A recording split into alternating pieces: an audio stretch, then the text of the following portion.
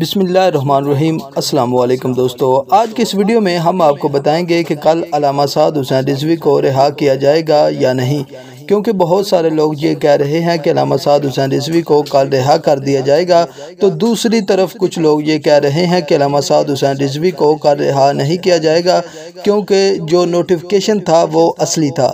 تو ہم آپ کو حقیقت سے آگاہ کرتے ہیں۔ مزید آگے بڑھنے سے پہلے چینل کو سبسکرائب کریں، ویڈیو کو لائک کریں اور اس ویڈیو کو زیادہ سے زیادہ شیئر کریں تاکہ تحریک لبیک پاکستان کا پیغام پوری دنیا میں پھیل سکے۔ جی ناظرین، اگر اس نوٹیفیکیشن کی بات کی جائے تو یہ نوٹیفیکیشن بھی اصلی ہے اور یہ بھی اپنی جگہ پر موجود ہے۔ اگر دوسری طرف دیکھا جائے تو جو لاہور ہائی کورٹ نے فیصلہ دیا تھا وہ بھی اپنی جگہ پر موجود ہے۔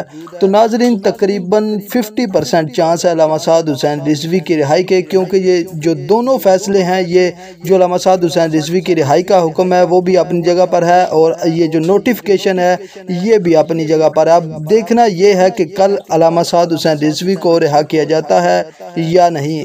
قبل از وقت یہ کہنا درست نہیں کہ علامہ سعد حسین رضوی کو رہا کر دیا جائے گا یا نہیں۔ ناظرین، جیسے ہی کل اپڈیٹ آئے گی آپ کے ساتھ فوراً شیئر کر دی جائے گی۔ اللہ حافظ۔